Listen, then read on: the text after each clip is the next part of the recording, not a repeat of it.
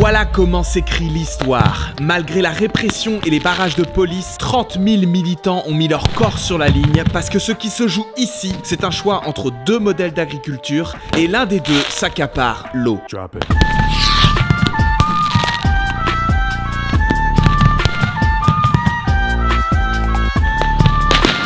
C'est la bataille contre les méga-bassines. Bienvenue dans la guerre de l'eau.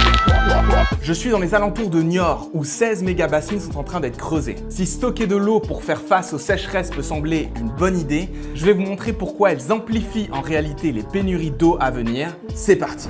La France a connu un record de 32 jours consécutifs sans une seule goutte de pluie. Un record stressant. Résultat, le niveau des réserves phréatiques du pays est inférieur à la normale pour 80% d'entre elles. Vous avez quand même dans 32 départements des nappes phréatiques qui sont à un niveau très bas. 20 départements. C'est là, on est au niveau du mois d'août en fait. Exactement. Pas assez d'eau dans les nappes en hiver, c'est la certitude de restriction d'eau cet été. Nos deux prochains étés qui devraient battre des records de chaleur à cause du retour du phénomène El Niño. Bref, la sécheresse aggravée par le réchauffement climatique, lui-même causé par nos émissions de gaz à effet de serre, pose un problème à l'ensemble du vivant, à la faune, à la flore et aussi à nous, à notre agriculture. On est sur de la terre complètement sèche, complètement desséchée, donc c'est impossible de faire germer des graines dans des conditions comme ça. Au niveau européen, les pertes agricoles liées aux vagues de chaleur et aux sécheresses ont triplé au cours des 5 dernières décennies. On en était déjà à 7% de pertes entre 1991 et 2015. On a des récoltes qui sont catastrophiques. Mais rassurez-vous, pour limiter les pertes, l'agro-industrie a trouvé la solution. La méga-bassine, un réservoir d'eau artificiel, plastifié et imperméable qui s'étend sur 8 à 18 hectares, l'outil parfait pour stocker de l'eau en surface. Ah bah oui, pour récupérer l'eau de pluie quand elle tombe. Non, ça c'est un mythe en fait. Tous les bassins, retenues, lacs récupèrent l'eau de ruissellement. Pas l'eau de pluie qui tombe directement dedans, mais celle qui ruisselle sur tout le territoire. Mais là, ce qui est spécial avec les méga-bassines, c'est que c'est de l'eau qui est directement pompée dans des nappes phréatiques de surface. Oula, mais les nappes elles sont à sec. C'est bien pour ça que la réglementation impose de réduire de 70% les prélèvements d'irrigation en été.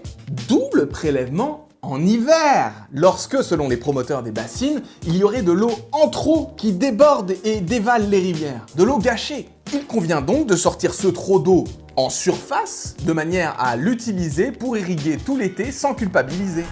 Alors force est de reconnaître que c'est déjà bien mieux que ce qu'ils faisaient avant dans les alentours de Niort par exemple. Les 16 méga-bassines en construction sont appelées réserves de substitution pour une irrigation agricole parce que l'intention c'est bel et bien de substituer, de remplacer les prélèvements qui avaient lieu en plein cœur de l'été. Dans les Deux-Sèvres, un rapport du BRGM permet aux irrigants de dire que leurs méga-bassines leur ont permis de réduire les prélèvements en été de 22 millions au début des années 2000 à 11,5 millions de mètres cubes d'eau aujourd'hui. Ce qui présente d'autres avantages très nets selon Thierry Boudot, le défenseur de ces méga-bassines, président de la COP de l'eau. L'arrêt du prélèvement l'été fait des remontées de nappes de 1 à 4 mètres et on a des débits de rivière qui augmentent jusqu'à 30-40%. Par rapport à une situation initiale où on ferait ce prélèvement. On enlève la concurrence avec l'eau potable, notamment sur l'alimentation de la ville de Niort. Et bien sûr, on a une amélioration de l'alimentation du Marais Poitevin l'été, ce qui est un des buts recherchés. En plus de la sécurité de l'agriculture. Bah écoutez, c'est merveilleux. C'est la fin de cette vidéo, alors merci de l'avoir regardé. Mais non, pas du tout. Tout ce que ça dit, c'est que prélever de l'eau en été, c'était de la merde. Mais ce que ça dit pas, c'est que la prélever en hiver et la mettre en surface pose plein d'autres problèmes. D'abord, en hiver aussi, l'eau vient à manquer, c'est bien ce qu'on vit aujourd'hui. Au point qu'il va être difficile de remplir leur bassine, elle risque même d'être vide 2 années sur 10. Mais vous imaginez bien que si l'eau manque aux méga-bassines, mais elle manque à tout l'écosystème. On est là dans une tourbière où le sol s'est complètement minéralisé. L'État a attribué des volumes aux agriculteurs bien supérieurs à ce que peut fournir le milieu. Et depuis les années 80, cette tourbière est systématiquement, tous les ans, asséchée, si bien que tout le sol descend. Il y a 30 ans, le sol était là. Les prairies elles-mêmes descendent, et donc si on veut continuer le cultiver dessus, il faut continuer d'évacuer l'eau en approfondissant un peu plus chaque année tous les réseaux de fossés. C'est comme ça qu'on assèche les zones humides. Et je me dis ici, il doit y avoir aussi toute une biodiversité, il doit y avoir une faune, une flore. Au niveau des roseaux, des végétaux, on avait des choses assez exceptionnelles qui étaient rares, je dis qui étaient. puisque au niveau des libellules, au niveau des insectes, au niveau des papillons, on voit un effondrement des populations dans la mesure où le milieu est asséché, eh bien, la diversité s'effondre.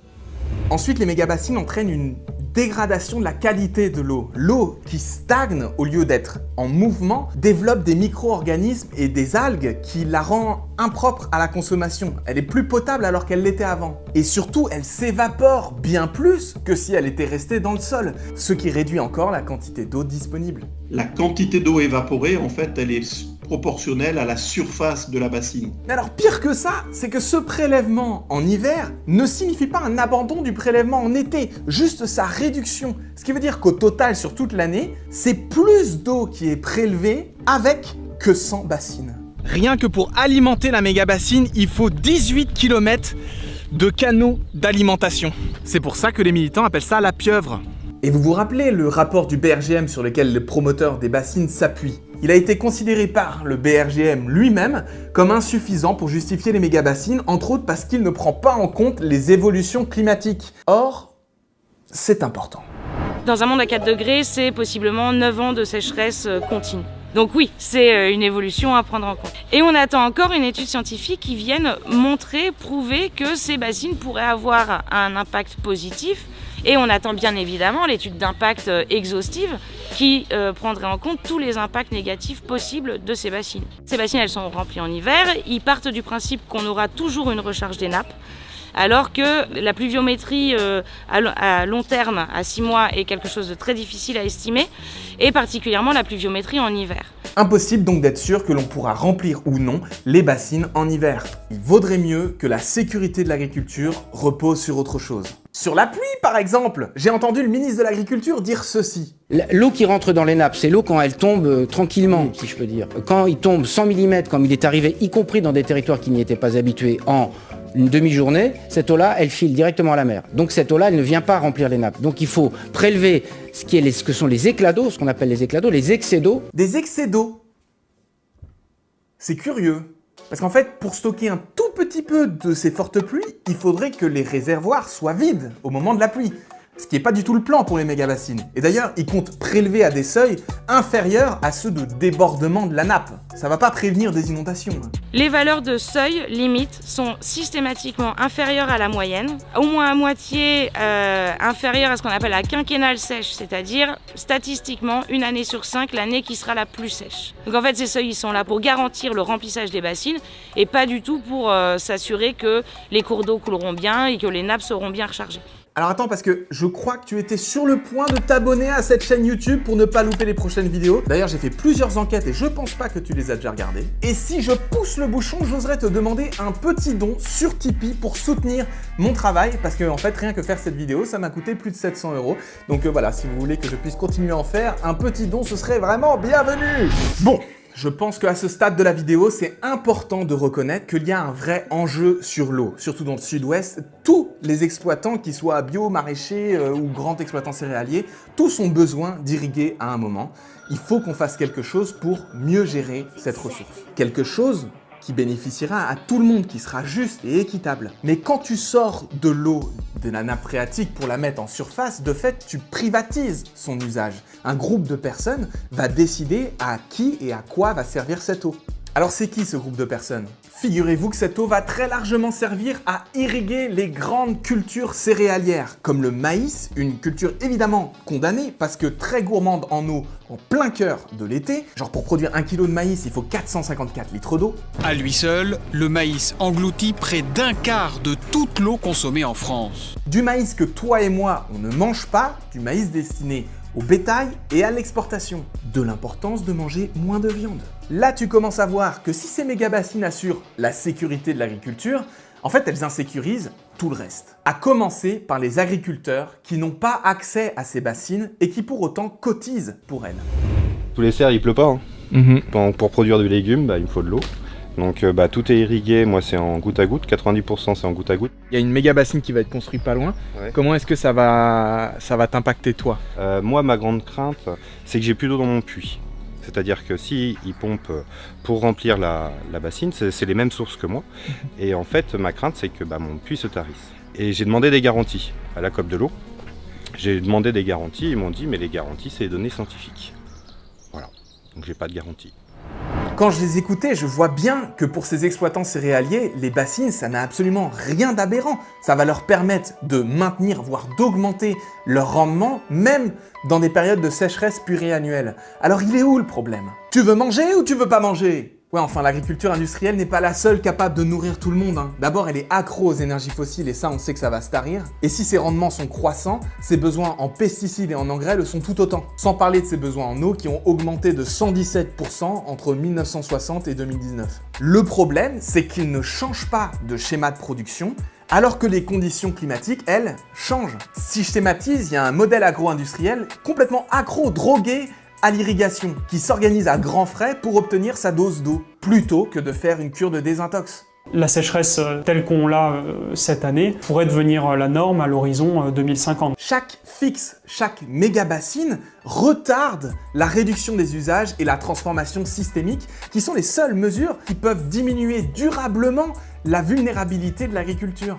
Alors juste, on le dira jamais assez, mais évidemment, pour réduire l'intensité des sécheresses à venir, le truc principal à faire, c'est de réduire drastiquement et rapidement nos émissions de gaz à effet de serre. Mais il y a plein d'autres choses qu'on pourrait faire. Des mesures de sobriété, privilégier les cultures qui nécessitent moins d'irrigation, le blé, le tournesol, le millet, les lentilles, comme le font déjà la majorité des agriculteurs en fait. C'est une minorité qui va bénéficier de ces méga-bassines. Juste 6% des agriculteurs dans les Deux-Sèvres par exemple. Toi, sur le principe, t'es pas forcément contre les bassines, mais il faut que ce soit décider plus collectivement ce qui est fait avec cette eau.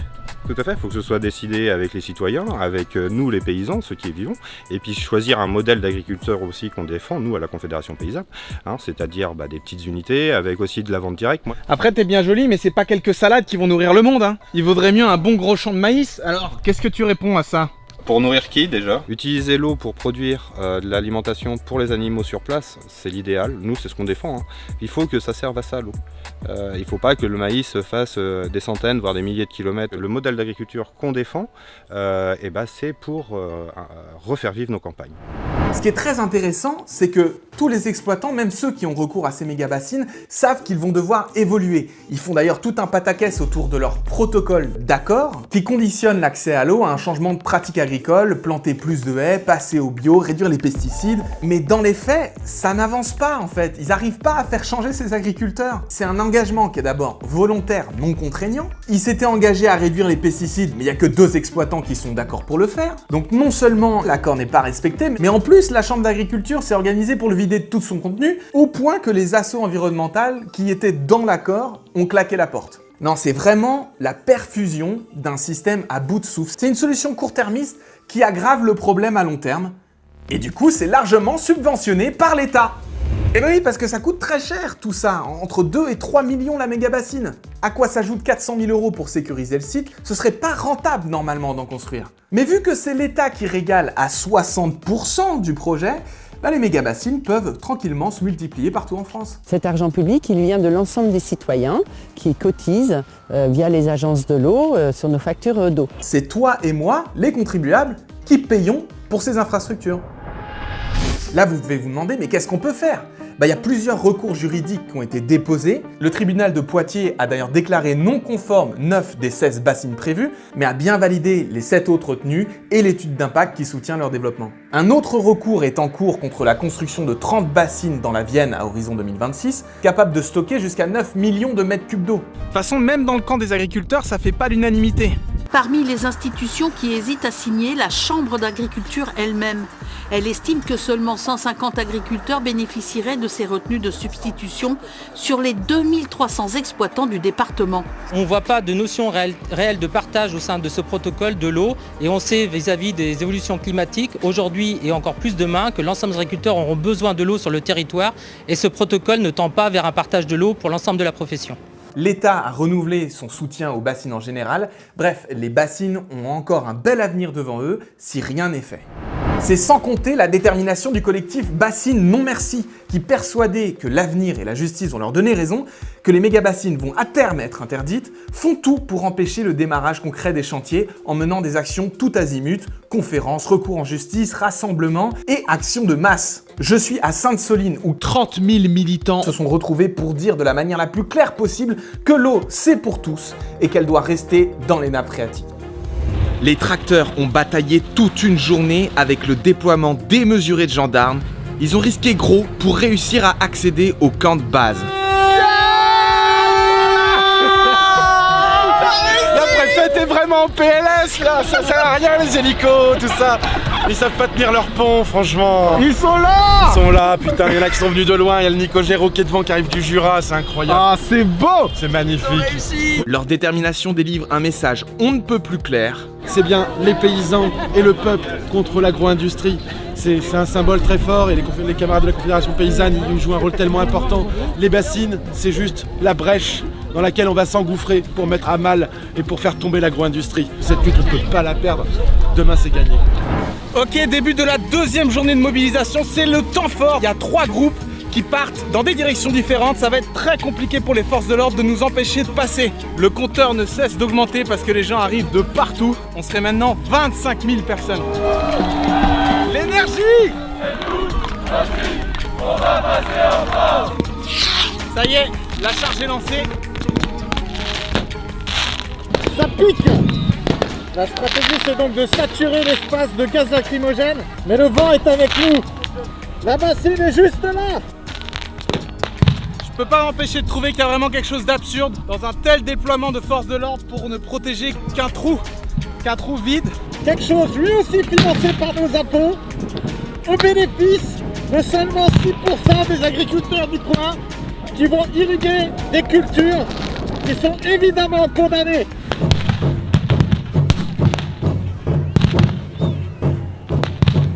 Je pense qu'on est vraiment pas loin de passer.